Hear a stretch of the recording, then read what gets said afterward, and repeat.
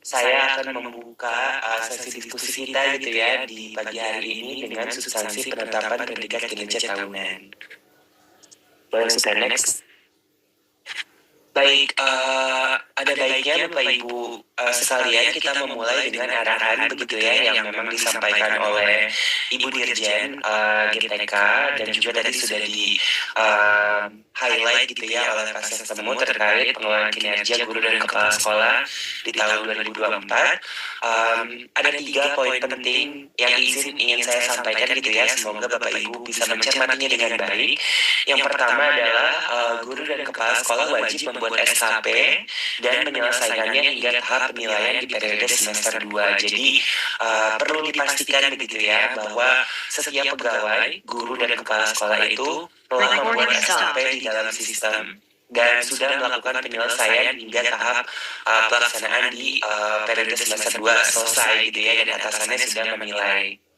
Kemudian poin yang kedua adalah ASNP 3K yang sudah diangkat, dibuktikan dengan SK dan masa kerja aktif di tahun 2024, terlepas dari bulan pengangkatannya begitu ya Bapak Ibu, entah di November mungkin ada yang baru diangkat atau Desember, ini juga wajib membuat SKP dan menyelesaikan pengelolaan kinerjanya di dalam sistem. Seperti itu, jadi ASNP 3K juga menjadi sasaran begitu ya yang harus membuat SKP-nya di dalam sistem. Yang ketiga, oleh karena itu, di akhir tahun 2024, setiap pegawai akan mendapatkan predikat kinerja tahunan, Bapak Ibu. Inilah topik diskusi yang akan banyak kita diskusikan di pagi hari ini ya.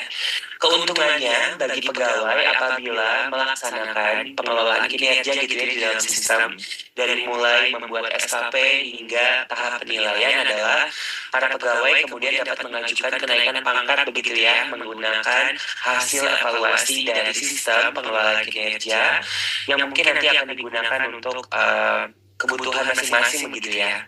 Kemudian yang kedua adalah memperoleh tunjangan profesi, memperoleh tambahan penghasilan pegawai, dan juga untuk konteks guru yang ingin diangkat menjadi kepala sekolah begitu ya di dalam supply sebagai calon kepala sekolah. Jadi ini adalah keuntungan apabila pegawai melaksanakan pengelolaan kinerja dengan kepatuhan sesuai dengan arahan dari Bu Dirjen GTK gitu ya Bapak Ibu. Semoga kita semua ada di halaman yang sama terkait adopsi pengelolaan kinerja Kemendikbudristek ini.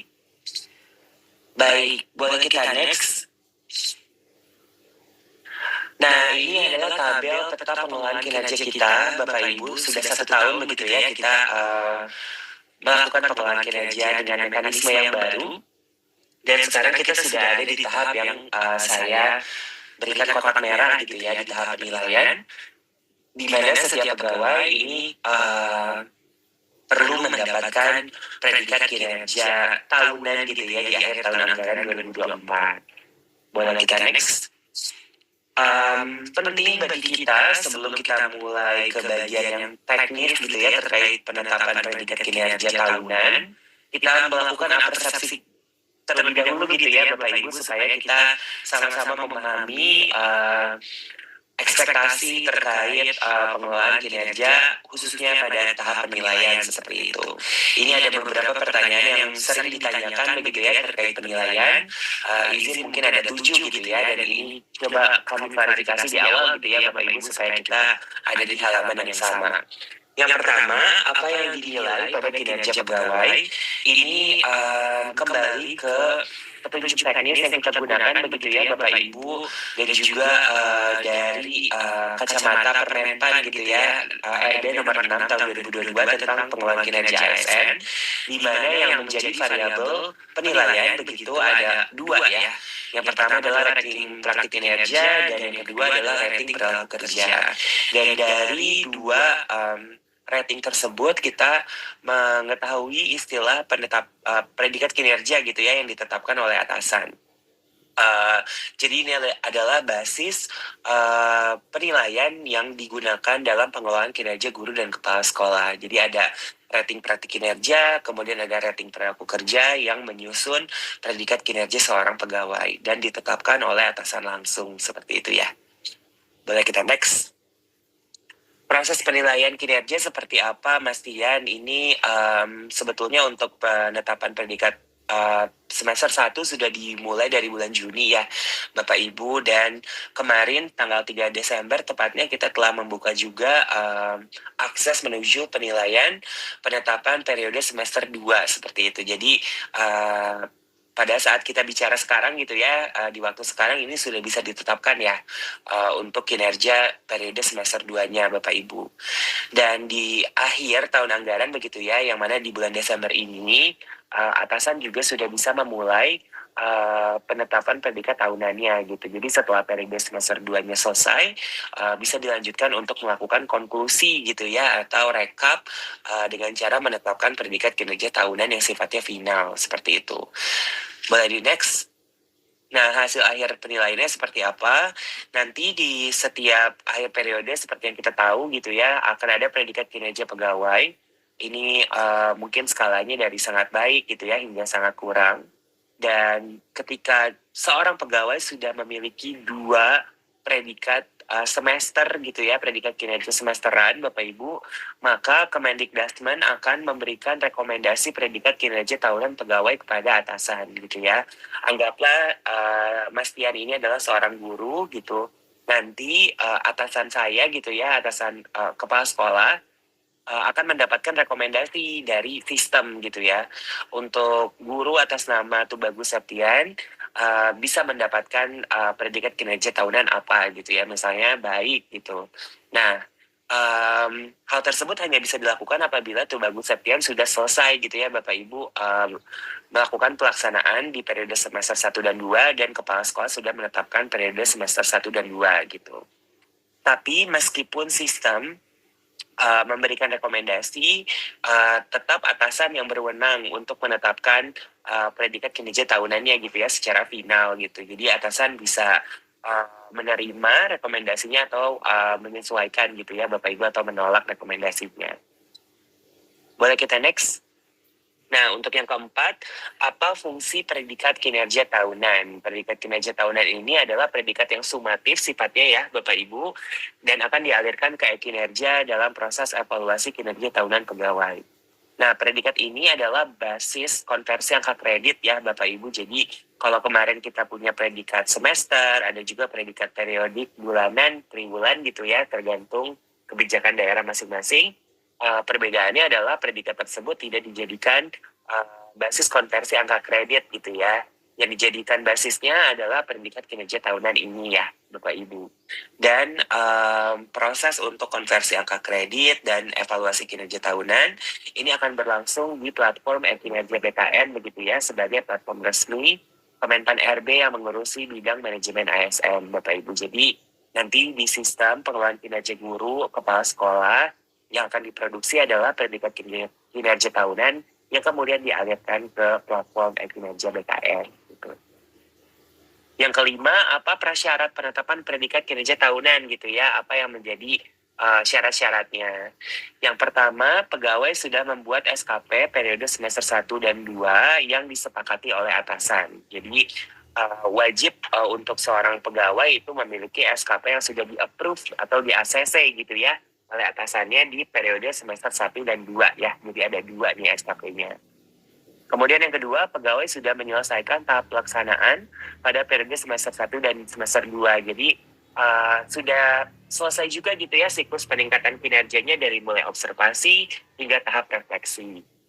Dan yang terakhir, ini setelah pegawainya menyelesaikan tahap pelaksanaannya, atasannya sudah menetapkan predikat kinerja pegawai untuk periode semester 1 dan 2. Jadi ini juga penting ya Bapak Ibu, utamanya gitu ya, mungkin untuk kepala sekolah sebagai atasan guru untuk memastikan setiap gurunya sudah diberikan predikat semester gitu ya, periode 1 dan 2. Tambahan informasi, Bapak Ibu, pastikan juga data kepegawaian seperti PTK dan UNOR ini sudah benar gitu ya, dan padan dengan data lain gitu, misalnya di SIASN, agar predikat kinerja tahunan bisa dialirkan ke kinerja BKN. Jadi penting juga untuk Bapak Ibu secara individual mengecek gitu ya, pemadanan datanya apakah sudah sesuai dengan data aslinya gitu.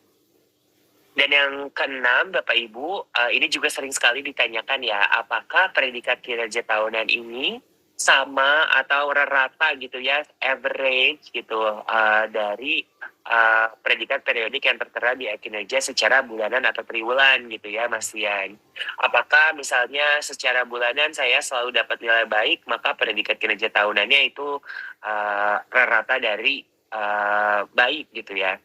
Nah, ini perlu kami klarifikasi Bapak Ibu, untuk predikat kinerja tahunan ini bukan rata atau average dari penilaian periodik ya, Bapak Ibu. Jadi ada perbedaan gitu antara penilaian periodik dengan penilaian tahunan ya. Predikat periodik, bulanan atau triwulan ini adalah capaian yang sifatnya berskala pendek gitu ya atau progresif yang capaiannya atau predikatnya itu ditentukan dari progres isian pengelolaan kinerja di dalam sistem ya Bapak Ibu. Seorang pegawai yang sudah mengisi misalnya formulir hingga upaya tindak lanjut mendapatkan predikat apa sesuai dengan hasil dari atau kualitas dari isian di dalam platformnya gitu ya. Sedangkan predikat kinerja tahunan ini merupakan penilaian sumatif ya atau konklusif yang sifatnya menyimpulkan ketercapaian target kinerja secara final gitu di akhir tahun anggaran.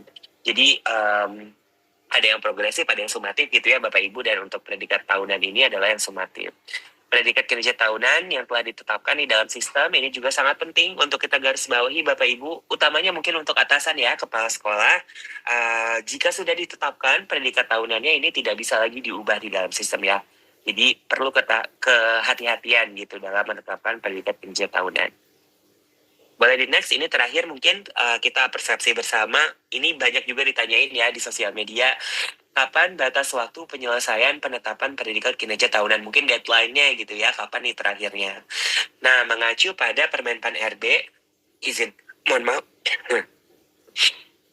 Mengacu pada Permenpan RB nomor 6 tahun 2022, bab 4 gitu ya, Bapak Ibu, di sini dijelaskan di highlight kuning bahwa evaluasi siklus penuh ini dilakukan setiap akhir bulan Desember tahun berjalan dan paling lama akhir bulan Januari tahun berikutnya gitu ya, sebagai regulasi yang menjadi landasan pengelolaan kinerja guru dan kepala sekolah. Poin inilah yang menjadi acuan kami gitu ya Bapak Ibu, dan acuan Bapak Ibu di lapangan dalam menuntaskan penilaian pengelolaan kinerja. Untuk penetapan predikat kinerja tahunan 2024 gitu ya, ini dilakukan di bulan Desember ini dan paling lambat di akhir bulan Januari 2025 ya Bapak Ibu. Jadi memang perlu segera kita tuntaskan untuk bisa mendapatkan manfaat dari hasil evaluasi pengelolaan kinerja di tahun anggaran 2024. Boleh di next? Nah, ini ada mekanismenya, cukup simpel ya untuk predikat kinerja tahunan Bapak Ibu.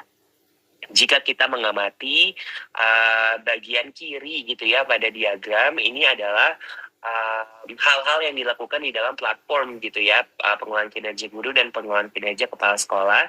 Jadi ada predikat kinerja pegawai yang diproduksi di periode 1 gitu ya, Januari sampai Juni, dan juga ada predikat di periode 2 gitu ya, Juli Desember.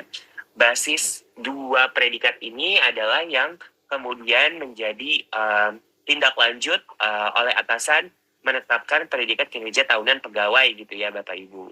Nah, predikat kinerja tahunan pegawai inilah yang dialirkan ke platform kinerja BKN gitu ya dalam kebutuhan dalam konteks kebutuhan evaluasi kinerja tahunan pegawai.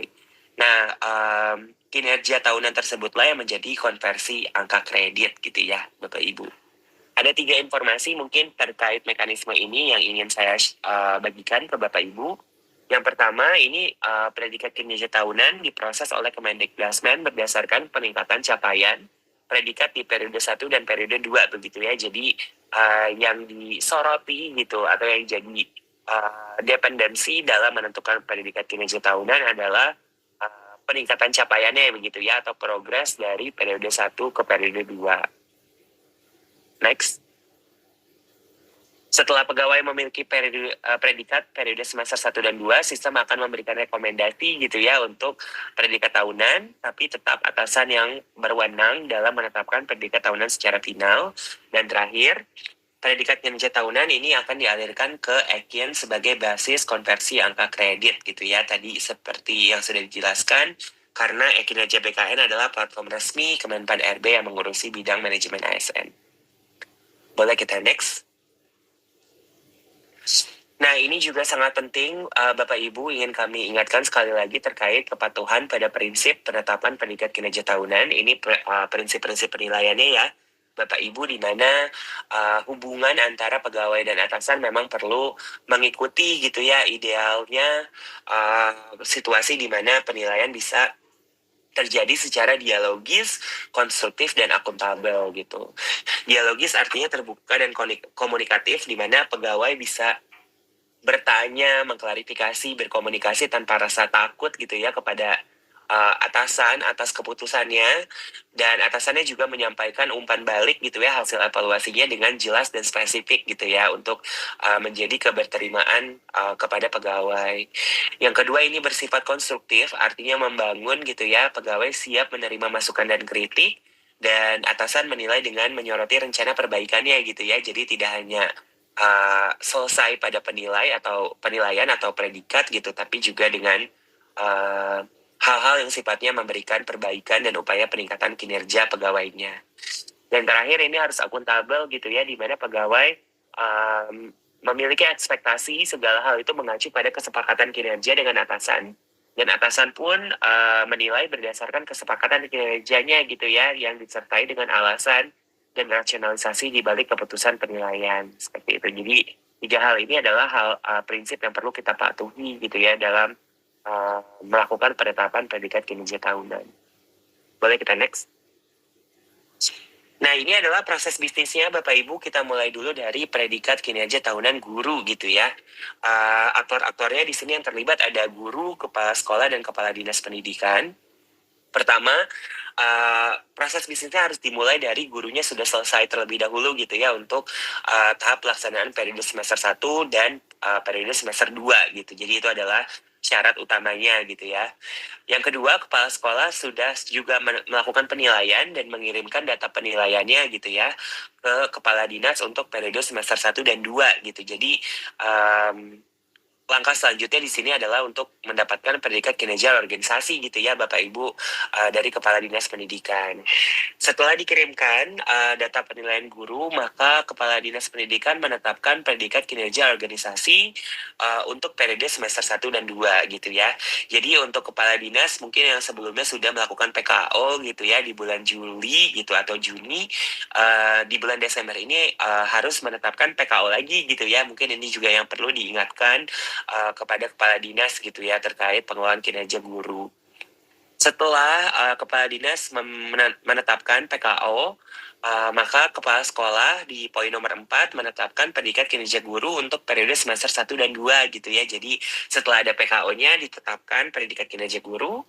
Dan ke poin nomor 5, di sini kepala sekolah kemudian akan menerima rekomendasi predikat kinerja tahunan guru sesuai dengan rekomendasi hasil analisis Kemendikbudrismen gitu ya. Jadi setelah udah selesai gitu ya menetapkan predikat periode 1 dan 2, dapat rekomendasi gitu dari hasil analisis. Dan poin ke-6-nya, kepala sekolah di sini menetapkan predikat kinerja tahunan guru secara final gitu ya.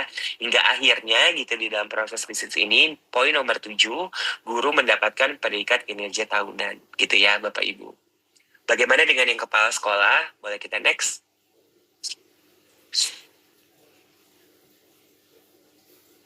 Boleh di next?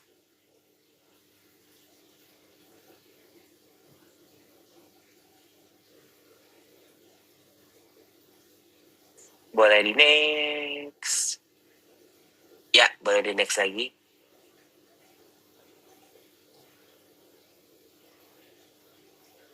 Oke, nah untuk kepala sekolah ini yang pertama, kepala sekolah sebagai pegawai gitu ya Bapak Ibu perlu menyelesaikan tahap pelaksanaan periode semester 1 dan 2. Kemudian di sini poin nomor 2-nya tim kinerja gitu ya yang mungkin mayoritas adalah pengawas sekolah dan kepala dinas ini menetapkan predikat kinerja kepala sekolah sebagai pegawai untuk periode semester 1 dan 2. Untuk tahap ketiganya, Kepala Dinas menerima rekomendasi predikat kinerja tahunan kepala sekolah dari analisis Kemendikbudrismen.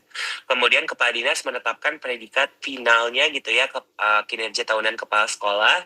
Sehingga di poin nomor 5, Kepala Sekolah mendapatkan predikat kinerja tahunan Jadi untuk yang kepala sekolah ini lebih sedikit gitu ya prosesnya karena tidak melibatkan predikat kinerja organisasi gitu. Jadi cukup lebih simpel, lebih sederhana gitu ya, Bapak Ibu. Boleh di next. Nah, ini adalah rekap peran dan tanggung jawab masing-masing aktor gitu ya Bapak Ibu untuk memudahkan juga Bapak Ibu di sini dalam memastikan checklist tugas-tugas saya apa saja gitu ya Bapak Ibu. Nah, kalau untuk guru di sini tugasnya adalah atau tanggung jawabnya membuat SKP dan menyelesaikan tahap pelaksanaan periode semester 1 dan 2. Untuk kepala sekolah di sini tanggung jawabnya adalah menilai kinerja guru dan mengirimkan data ke kepala dinas, kemudian menetapkan predikat kinerja guru periode 1 dan 2, menetapkan predikat kinerja tambah tahunan guru, membuat SKP, dan menyelesaikan tahap pelaksanaan periode semester 1 dan 2 sebagai pegawai. Sedangkan untuk kepala dinas, di sini tanggung jawabnya adalah menetapkan predikat kinerja organisasi periode 1 dan 2 gitu ya. Jadi harus 2 kali dalam setahun. Kemudian menetapkan predikat kinerja kepala sekolah dan guru PLT kepala sekolah periode 1 dan 2, menetapkan predikat kinerja tahunan kepala sekolah dan guru pelaksana tugas kepala sekolah. Untuk tim kinerja di sini tanggung jawabnya adalah menetapkan rekomendasi predikat kinerja kepala sekolah dan guru pelaksana tugas kepala sekolah periode 1 dan 2. Jadi ini adalah acuan peran dan tanggung jawab masing-masing ya Bapak Ibu. Boleh di next. Nah, ini adalah bagian terakhir dari saya, Bapak Ibu, terkait penyelesaian kasus tak terduga gitu ya, atau kasus-kasus yang tidak sesuai dengan idealisme substansinya, atau yang kita kenal juga dengan istilah edge cases gitu ya. Ada beberapa kasus-kasusnya, Bapak Ibu mohon dicermati. Yang pertama adalah jika di periode 1 ada seorang P3K yang belum resmi diangkat menjadi ASN gitu ya di Januari sampai di bulan Juli. Mungkin diangkatnya baru di semester 2 gitu ya Bapak Ibu. Maka di periode 2-nya pegawai tersebut gitu ya bisa mulai langsung di periode 2 saja gitu ya tanpa harus mengisi pengelolaan kinerja dari periode semester 1 gitu. Nah, ini juga perlu secara resmi ada buktinya gitu ya pengangkatannya yang ada tertera terdaftar di SIASN dan di Dapodik gitu ya Bapak Ibu dibuktikannya. Nah, bagi ASN P3K yang baru diangkat di bulan November-Desember setelah SKP-nya dibuat, maka tahap pelaksanaan akan diselesaikan otomatis oleh sistem gitu ya. Jadi ada keringanan untuk mereka yang memang diangkatnya dan terbukti gitu ya pengangkatannya di bulan November-Desember. Ini cukup membuat SKP saja gitu, supaya tidak perlu mengikuti siklus 1 tahun gitu ya Bapak Ibu. Dan atasan dari ASN P3K ini cukup menilai perilaku kerja saja gitu di semester 2. Bagaimana dengan pegawai yang di periode 1-nya itu sedang tugas belajar gitu dengan kondisi JF-nya nonaktif sementara, tidak bertugas di satuan pendidikan, ditugaskan untuk kuliah, lokasi kampusnya jauh dari satuan pendidikan gitu ya, dan pegawainya itu sudah selesai nih tugas belajarnya di periode 2 gitu ya, jadi bisa kembali lagi ke satuan pendidikan gitu mulai dari bulan Juli sampai bulan Desember.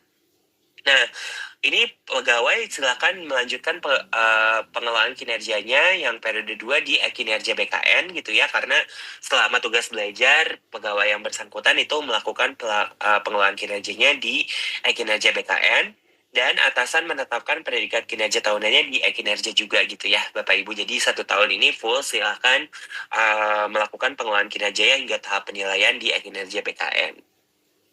Nah, untuk kasus selanjutnya nomor 3, kita bisa next.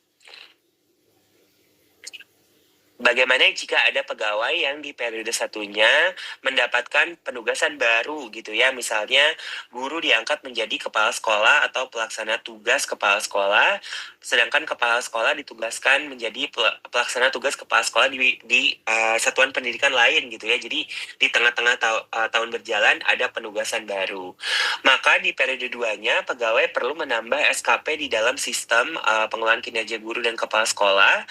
Dan sistem akan membaca otomatis penugasan tersebut gitu ya ketika datanya sudah di-update di Dapodik.